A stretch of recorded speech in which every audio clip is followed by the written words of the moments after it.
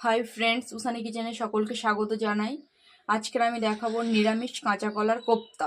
সবার আগে যেগুলো লাগবে সেটা হলো কাঁচা কলা, আলু, হলুদ, লঙ্কার গুঁড়ো, একটা তেজপাতা, শুকনো লঙ্কা, 5 ফোড়ন, আদা বাটা, জিরে বাটা, একটু সামান্য গুঁড়ো দুধ, গরম মশলার গুঁড়ো, গোটা গরম মশলা, ঘি, লবণ। কিভাবে রান্নাটা করতে হয় সেটা আমি তো সবাইকে দেখাবো। প্রথমে প্রেসার কুকারের মধ্যে আমি আলু আর কলাটা দিয়ে দেব। সে অবশ্যই এর মধ্যে একটু হলুদ দিয়ে দেবে, হলুদ আর লবণ। এতে করে কি হয়, কাঁচা কলাটা ওই কালো রঙটা বেরিয়ে। দেখো বন্ধুরা, আমার কলা আলুটাকে পুরো সেদ্ধ হয়ে গেছে ভালোভাবে। এবার এগুলোকে আমি ছাড়িয়ে নেব। এই খোসাটা ছাড়িয়ে নিয়েছি, নেওয়ার পর একটু মেখে নিয়েছি। এবার এর মধ্যে দিয়ে দেব আমি কাঁচা লঙ্কা কুচি,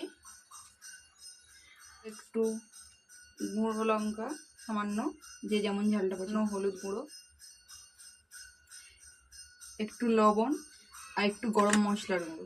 ভালোভাবে মেখে নেওয়ার পর এবারে আমরা এটাকে কোপ্তার শেপ দেবো। কোপ্তাগুলোকে তেলটাকে গরম করতে দিয়েছি, এই গরম হয়ে গেছে। এবারে দিয়ে দেবো কোপ্তাগুলোকে ভাজার। একটা দারচিনি আর একটা লবঙ্গ ও তেজপাতা দিয়ে দেবো, বেটে রাখা আদা। দিয়ে দেবো আমি টমেটো কুচিগুলো, দিয়ে দেবো স্বাদ মতন লবণ। এর মধ্যে দিয়ে দেবো সামান্য পরিমাণ দুধ গোলা। এবারে দিয়ে দেবো জিরে বাটা। এবারে দিয়ে দেবো হলুদ গুঁড়ো।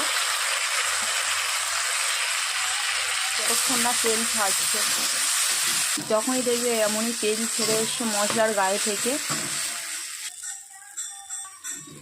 তখনই দিয়ে দেবে গরম জল।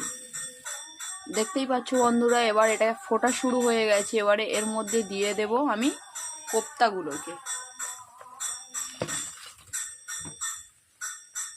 দেখো বন্ধুরা, এবার আমার কোপ্তাটা পুরো রেডি। এর মধ্যে এবারে একটু ঘি ছড়িয়ে আর গরম মশলা ছড়িয়ে নামিয়ে নেব। ঘি আর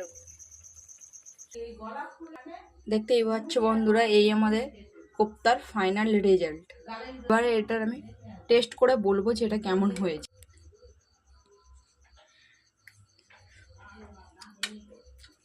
খেতে খুবই সুন্দর।